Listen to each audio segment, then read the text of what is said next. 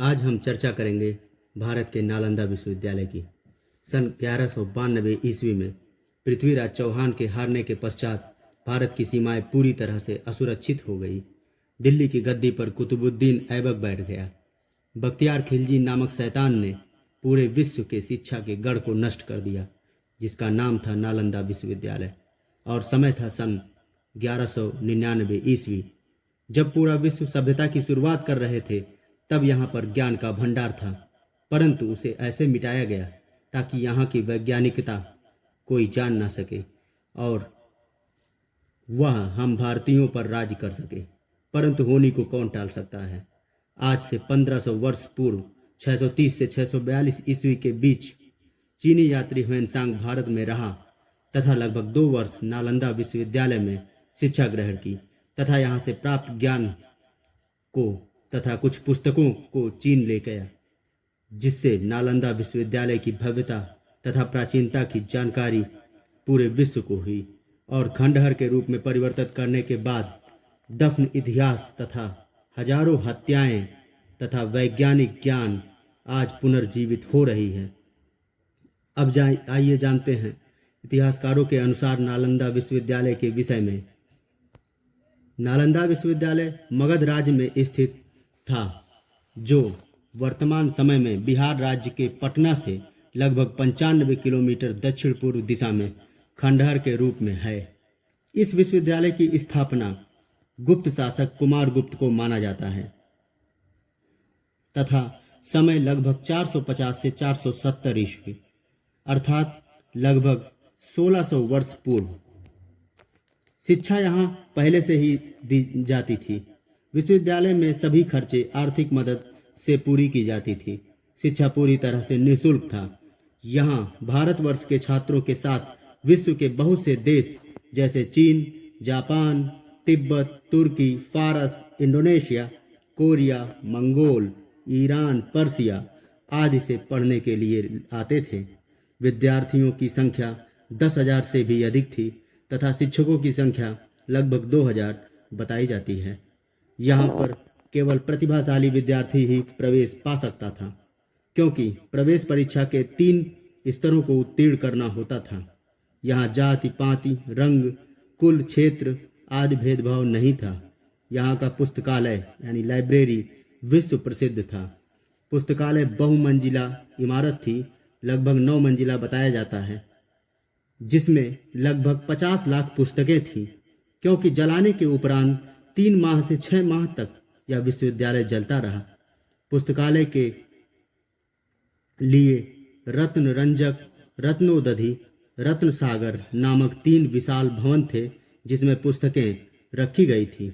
प्रसिद्ध चीनी यात्री ह्वेनसांग और इत्सिंग के अनुसार यहाँ पर वेद, धर्म, विज्ञान, बौद्ध धर्म, इतिहास, मनोविज्ञान, astrology, astronomy, literature, law, architecture आदि विषयों की शिक्षा दी जाती थी।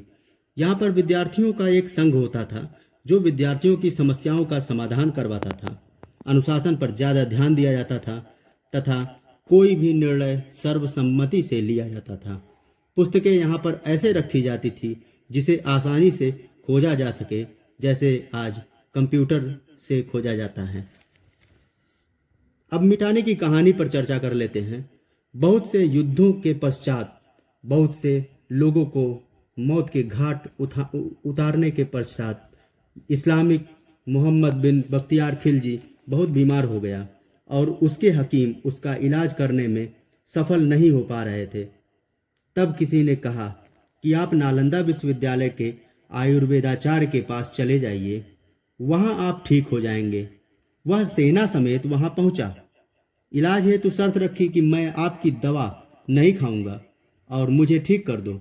आयुर्वेदाचार्य ने अपनी बुद्धि का प्रयोग कर निरीक्षण किया कि खिलजी कुरान पढ़ता है, तो पुस्तक के पन्नों पर चुपके से दवा लगा दी और निर्देश दिया कि प्रतिदिन 6-7 पन्ने ही पढ़ने हैं। पढ़ने के दौरान पन्ना पलटते समय हाथ में दवा लग जाती तथा जिह्वा के माध्यम से मुंह में। इससे वह ठीक होने लगा। जब कुछ दिनों के पश्चात वह पूरी तरह से ठीक हो गया, तब उसे यह बात बिल्कुल नहीं अच्छी लगी कि मेरे हकीमों से भी ज़्यादा ज्ञानी कोई और भी है और वह उस ज्ञान की धरती को नष्ट करने का संकल्प ले लिया। कुछ लोग कहते हैं कि वह पुस्तकालय घूमा और वहां कुरान मांगा।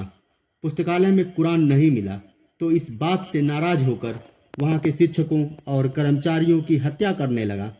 कुछ पुस्तकें लेकर कुछ लोग भागने लगे और अधिकांश मारे गए।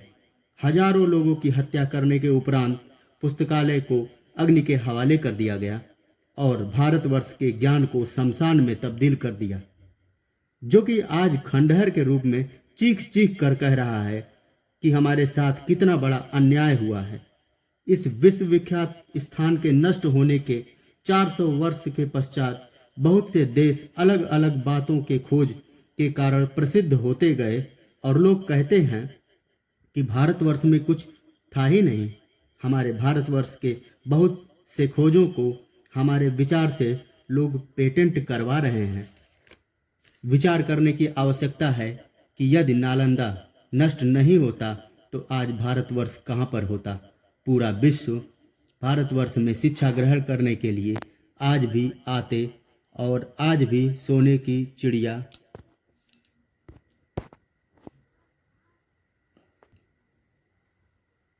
और ज्ञान की धरती के रूप में भारतवर्ष का नाम होता।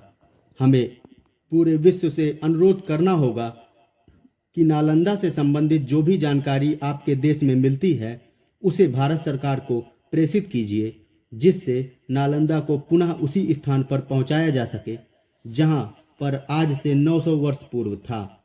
आज से लगभग 1500 वर्ष पूर्व राजाओं ने यह कभी नहीं सोचा होगा कि शिक्षा को भी सेना की आवश्यकता पड़ सकती है।